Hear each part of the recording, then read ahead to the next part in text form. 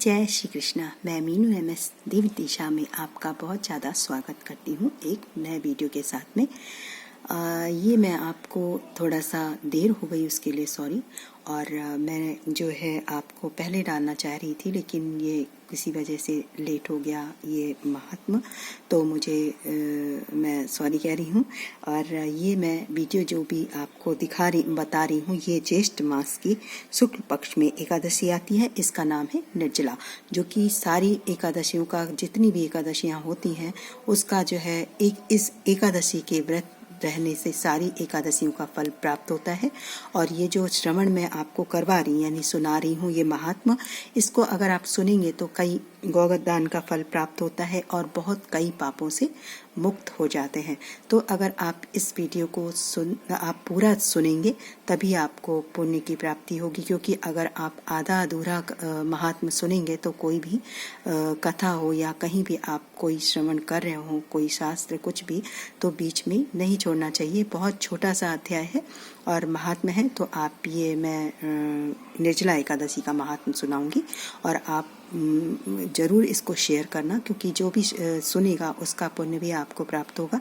और like subscribe और share कीजिएगा।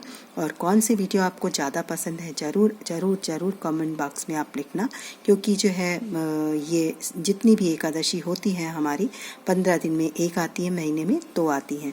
तो मैं सारे कोशिश करती हूँ कि सबका महात्म्य डालूं जो कि आपको सुनने का इसका पुण्य प्राप्त हो। और मैं आशा करती हूँ कि आप ज़रूर मेरे वीडियो को शेयर करेंगे और सब्सक्राइब करेंगे। तो अब मैं स्टार्ट करने जा रही हूँ, इसको ज़रूर पूरा सुनिएगा और बीच में बिल्कुल अधूरा मत छोड़ना। आप जब भी फ्री हो तब आपको सुनना, लेकिन आप अधूरा मत सुनना, इसको पूरा सुनेंगे। और बहुत छोटा महात्म्य, ज़्यादा बड़ा नहीं है। तो मैं स्टार्ट करने जा रही हूँ। जय श्री कृष्णा। निर्जला एकादशी। युधिष्ठिर ने कहा, जनार्दन, ज्येष्ठ मास के शुक्ल पक्ष में जो एकादशी पड़ती हो कृपया उसका वर्णन कीजिए। भगवान श्री कृष्ण बोले, राजन, इसका वर्णन परम धर्मात्मा सत्यवती नंदन व्यास जी करेंगे, क्योंकि ये संपूर्ण शास्त्रों के तत्वज्ञ और वेद वेदांगों के पारंगत विद्वान हैं। तब वेद व्यास जी कहने लगे, देवों, दोनों पक्षों की एकादशियों के दिन भोजन न करें।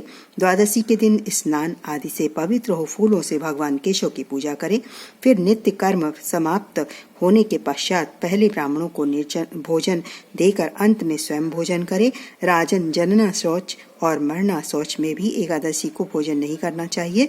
यह सुनकर भीमसेन बोले, परम बुद्धिमान पितामह, मेरी उत्तम बात सुनिए। राजा युधिष्ठिर, माता कुंती, द्रौपदी, अर्जुन, नकुल और सहदेव ये एकादशी को कभी भोजन नहीं करते तथा मुझसे भी हमेशा यही कहते हैं कि भीमसेन, तुम भी एकादशी को ना खाया करो। किंतु मैं उन लोगों से यही कहता हूँ कि मुझसे भूख नहीं सही जाएगी। भीमसेन की बात सुनकर व्यास जी ने कहा, यदि तुम्हें स्वर्ग लोक की प्राप्ति अभीष्ट है और नरक को दोषित समझते हो तो दोनों पक्षों की एकादशियों के दिन भोजन ना करना।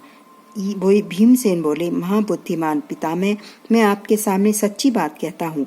एक बार भोजन करके भी मुझसे व्रत नहीं किया जा सकता, फिर उपवास करके तो मैं रह ही कैसे सकता हूँ। मेरे उदर में व्रत नामक अग्नि सदा प्रज्वलित रहती है, अतः जब मैं बहुत अधिक खाता हूँ तभी यह शांत होती है। इसलिए महामुनि, मैं वर्ष भर में केवल एक ही उपवास कर सकता हूँ जिससे स्वर्ग की प्राप्ति सुलभ हो तथा जिसके करने से मैं कल्याण का भागी हो सकूं। ऐसा कोई एक व्रत निश्चय करके बताइए, मैं उसका यथोचित रूप से पालन करूंगा। व्यास जी ने कहा, भीम श्रेष्ठ, ज्येष्ठ मास में सूर्य वृष राशि पर हो या मिथुन राशि पर शुक्ल पक्ष में जो एकादशी हो उसका यत्न पूर्वक निर्जल व्रत करो, क्योंकि केवल कुल्ला या आचमन करने के लिए मुख में जल डाल सकते हो। उसको छोड़कर किसी प्रकार का जल विद्वान पुरुष मुख में ना डाले, अन्यथा व्रत भंग हो जाता है। इस एकादशी को सूर्योदय से लेकर दूसरे दिन के सूर्योदय तक मनुष्य जल का त्याग करे तो यह व्रत पूर्ण होता है। तदंतर द्वादशी को प्रभात काल में स्नान करके ब्राह्मणों को विधि पूर्वक जल और स्वर्ण का दान करे। इस प्रकार सब कार्य पूरा करके जितेंद्रिय पुरुष ब्राह्मणों के साथ भोजन करे। वर्ष भर में जितनी एकादशियां होती हैं उन सब का फल निर्जला एकादशी के सेवन से मनुष्य प्राप्त कर लेता है। इसमें तनिक भी संदेह नहीं है। शंख, चक्र और गदा धारण करने वाले भगवान केशव ने मुझसे कहा था कि यदि मानव सबको छोड़कर एकमात्र मेरी शरण में आ जाए और एकादशी को निराहार रहे तो वह सब पापों से छूट जाता है। एकादशी व्रत करने वाले पुरुष के पास विशालकाय, विकराल आकृति और काले रंग वाले दंड पाशधारी भयंकर यमदूत नहीं जाते। अंतकाल में पीताम्बरधारी सौम्य स्वभाव वाले, हाथ में सुदर्शन धारण करने वाले और मन के समान वेगशाली विष्णुदूत आखिर इस वैष्णव पुरुष को भगवान विष्णु के धाम में ले जाते हैं। अतः निर्जला एकादशी को पूर्ण यत्न करके उपवास और श्रीहरि का पूजन करो। स्त्री हो या पुरुष, यदि उसने मेरु पर्वत के बराबर भी महान पाप किया हो तो वह सब इस एकादशी व्रत के प्रभाव से भस्म हो जाता है। और जो मनुष्य उस दिन जल के नियम का पालन करता है वह पुण्य का भागी होता है। उसे एक एक प्रहर में कोटि कोटि स्वर्ण मुद्रा दान करने का फल प्राप्त होता सुना गया है। मनुष्य निर्जला एकादशी के दिन स्नान, दान, जप, होम आदि जो कुछ भी करता है वह सब अक्षय होता है। यह भगवान श्री कृष्ण का कथन है। निर्जला एकादशी को विधि पूर्वक उत्तम रीत से उपवास करके मानव वैष्णव पद को प्राप्त कर लेता है। जो मनुष्य एकादशी के दिन अन्न खाता है वह पाप का भोजन करता है। इस लोक में वह चांडाल के समान है और मरने पर दुर्गति को प्राप्त होता है। जो ज्येष्ठ के शुक्ल पक्ष में एकादशी को उपवास करके दान करेंगे वे परम पद को प्राप्त होंगे। जिन्होंने एकादशी को उपवास किया है वे ब्रह्महत्यारी, शराबी, चोर तथा गुरु द्रोही होने पर भी सब पातकों से मुक्त हो जाते हैं।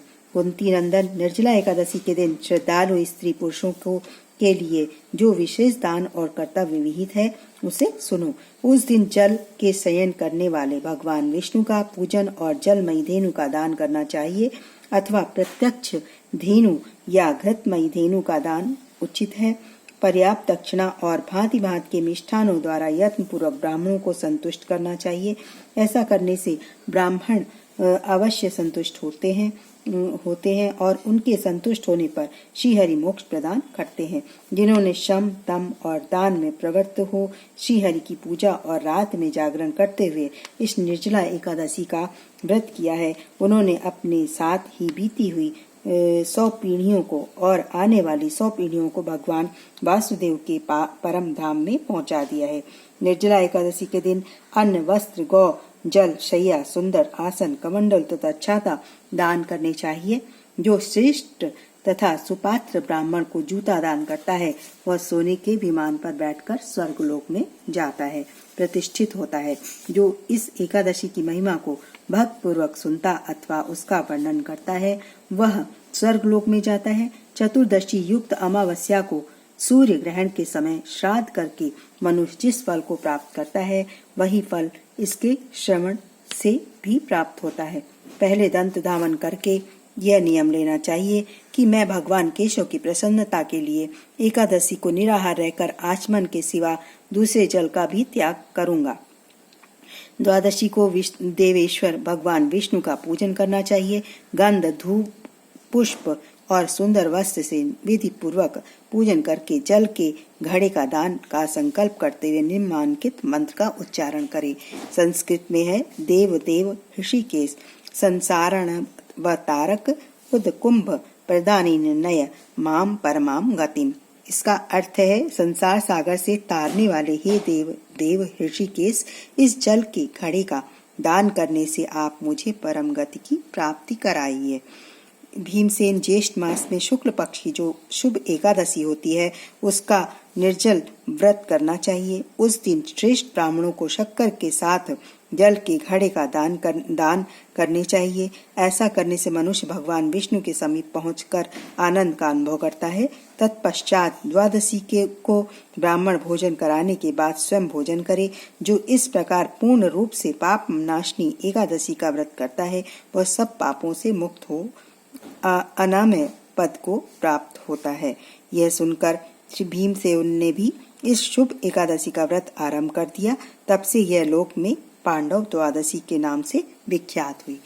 ये मैंने आपको सुनाया निर्जला एकादशी का महात्म, जो कि शून्य मात्र से ही कई पापों का क्षय होता है, यानी कि कई पाप नष्ट हो जाते हैं। तो ये आशा करती हूँ आपको मेरा ये वीडियो ज़रूर पसंद आया होगा, और अगर पसंद आया है तो लाइक, सब्सक्राइब और शेयर कीजिए। और सब्सक्राइब करेंगे जो भी बाकी एकादशियाँ रह गई हैं उसका महात्म भी आप सुन सकेंगे। और मैं वीडियो की डालती रहती हूँ, और ये मैं आपको बता रही हूँ कि अगर आप सब्सक्राइब करेंगे तो आपको जो भी वीडियो मैं अपलोड करके डालती हूँ तो आपको वो सबसे पहले आपके पास में आएंगे और आप उसको देख सकते हैं। और इसी के साथ में मैं विदा लेती हूँ। आगे अच्छे वीडियो के साथ में फिर उपस्थित होंगी। तब तक के लिए जय श्री कृष्णा, जय श्री कृष्णा।